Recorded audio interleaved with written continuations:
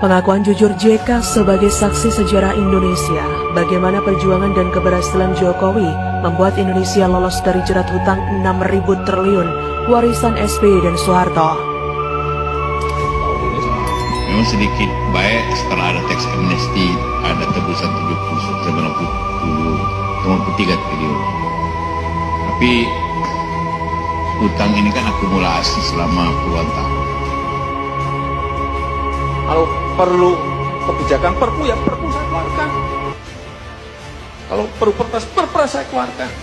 Kalau saudara-saudara punya peraturan menteri keuangan, keluarkan. Untuk menangani negara, tanggung jawab kita kepada 267 juta rakyat kita. Apakah pemerintah serius, Pak Jokowi? Saya termasuk bahagian dari pemerintahan yang lalu dengan Pak Jokowi.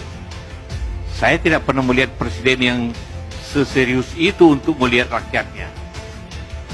Dikutip dari tweet Twitter Toto Kartaraharja @Kartaraharja, akhirnya mengaku juga. Teman-teman, bacalah pengakuan seorang JK berikut sebagai saksi sejarah Indonesia. Pengakuan jujur JK terhadap keberhasilan Jokowi dalam mengelola negara sehingga Indonesia perlahan lolos dari beban utang peninggalan era SBY dan Soeharto yang telah membuat Indonesia harus menanggung utang hingga 6.000 triliun dengan dalih subsidi yang hanya memperkaya dirinya sendiri dan konco-konconya. Silahkan Anda menyimak sampai selesai agar kita paham mengapa kini Indonesia perlahan menjadi negara hebat di Asia dalam kurun waktu yang tidak terlalu lama di era Joko Widodo. Perjuangan moral Jokowi bagi Indonesia. Kala itu, mantan Wakil Presiden Republik Indonesia, Yusuf Kala, dalam sambutannya di acara Simposium Ekonomi di MPR Senayan, mengatakan bahwa ada dua kebijakan keliru yang dilakukan pemerintah era Soeharto dan SBY, sehingga menghabiskan anggaran 6.000 triliun rupiah. Kebijakan itu menjadi salah satu penyebab ketertinggalan Indonesia dari negara-negara tetangga. Satu kebijakan era Soeharto dan satu lagi era SBY. Selama 32 tahun Soeharto berkuasa, tidak ada riak yang berarti untuk menghentikannya. Saat Soeharto jatuh, tatkala fundamental ekonomi yang disimpan rapat bertahun-tahun terbuka lebar oleh aksi George Soros terkuat. Nyatanya 10 tahun kita menyimpan data busuk dan kebohongan. Tidak ada kekuatan ekonomi secara nyata. Tidak ada. Soeharto tidak punya rencana hebat untuk membuat Indonesia hebat dalam sektor ekonomi, kecuali hanya menggali lubang sedalam-dalamnya melalui hutang tanpa rencana real untuk mengubah Indonesia menjadi lebih baik. Dari jumlah hutang yang digali Soeharto, hanya 30% yang digunakan untuk membangun Indonesia. Selebihnya habis dikorupsi oleh mereka yang menopangnya menjadi penguasa selama 32 tahun.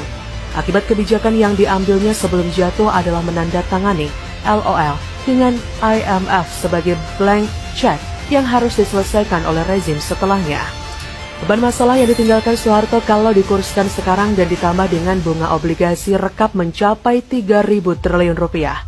Era Habibie, Gus Dur, dan Megawati merupakan era tersulit bagi kita untuk berdamai dengan kenyataan. Indonesia dinyatakan sebagai negara insolven. Semua financial resource tertutup, pemasukan lebih kecil daripada pengeluaran.